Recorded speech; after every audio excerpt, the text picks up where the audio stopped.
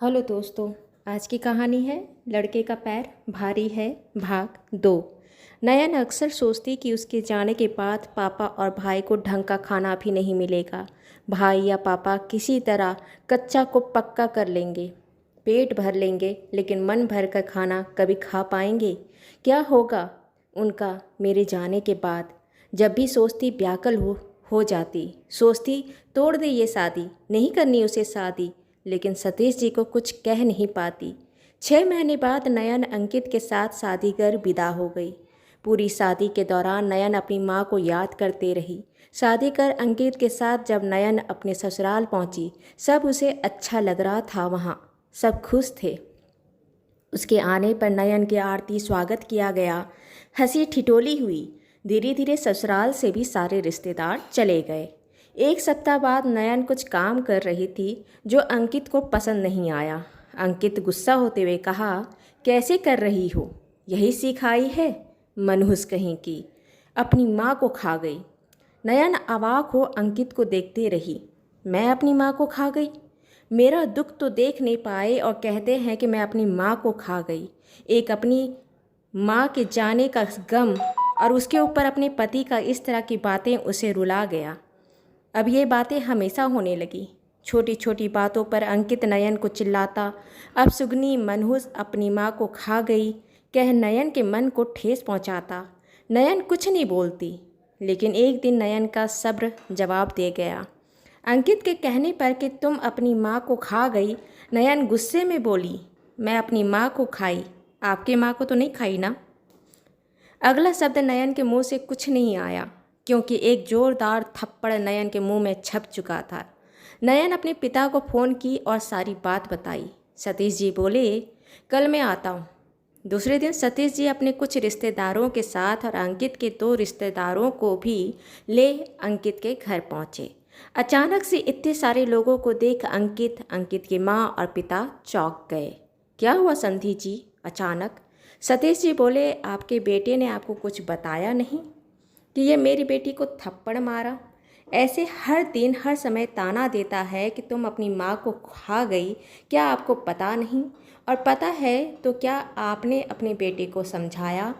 वहाँ जब अंकित से बात की गई तो वो वही बेशर्मी से कहा, नयन मनहूस है, अपनी माँ को खा गई। सतीश जी जब देखे कि अंकित सुनने अपनी गलती को मानना और सुधारने की बात नहीं कह रहा, तब सतीश जी नयन को बोले, बेटा अपना सामान पैक करो।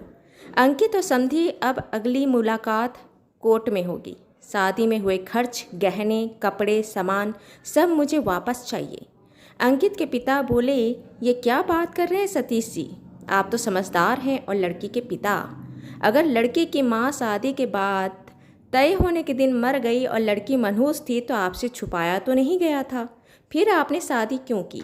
और शादी की तो फिर आज अब ये नाटक क्यों?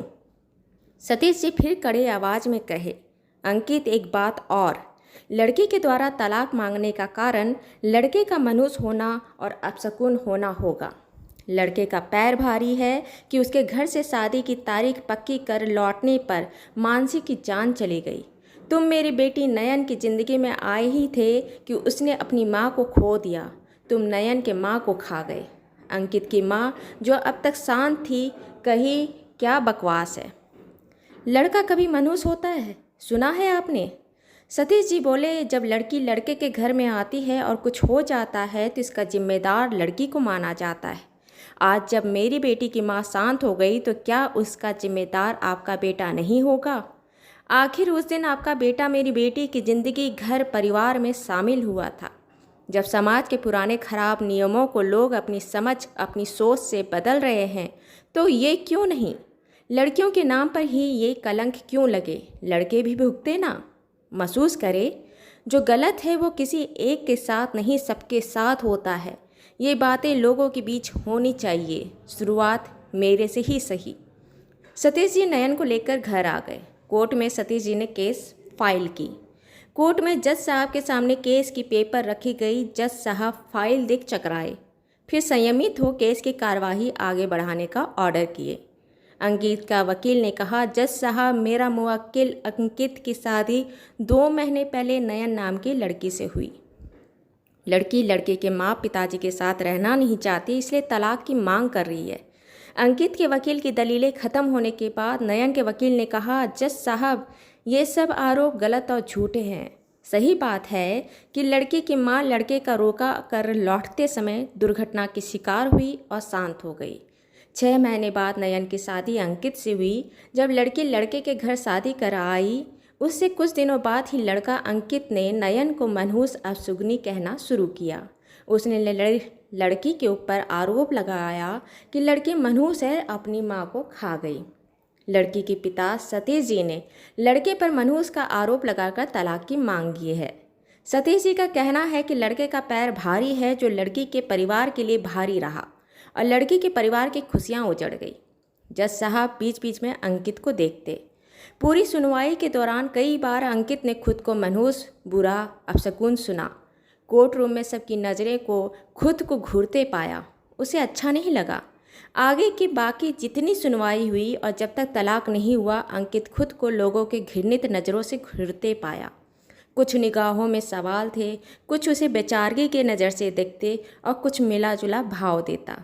अंकित ने महसूस किया कि एक लड़का होने के बावजूद जब इतना अपमान, इतना सवाल, बातें, नज़रें को बर्दाश्त करना मुश्किल है, तो इस तरह के लांछन लगाने पर एक लड़की कितना कुछ भुगतती है। उसे खुद पर शर्म आई, खुद के किए कर्म पर शर्म आई, लेकिन बात हाथ से निकल चुकी थी। कुछ महीनों के बाद अंकित और नयन का तलाक हो गया। शादी में हुए खर्च, सामान सब नयन को वापस मिला और अंकित के इस दकियानुसी सोच की वजह से उसकी खूब किरकिरी हुई। कुछ महीनों के बाद अंकित नयन के पास फिर से शादी करने के मकसद से गया, लेकिन सतीश जी और नयन सिरे से इनकार कर दिए। अंकित नयन से तलाक लेने के बाद वो काफ़ी अपमानित हुआ था। वो समझ रहा था कि एक लड़की को इस तरह के अपमान भरे शब्दों से वो क्या दर्द से गुजरती है। अंकित की बेवकूफ़ी से उसने अपना खुद का परिवार ख़त्म कर ली। दोस्तों, आपको मेरी कहानी अच्छी लगी हो तो इसे लाइक करें, शेयर करें, सब्सक्राइब करें और मिलते हैं एक नई कहानी के साथ एक छोटे से ब्रेक के बाद।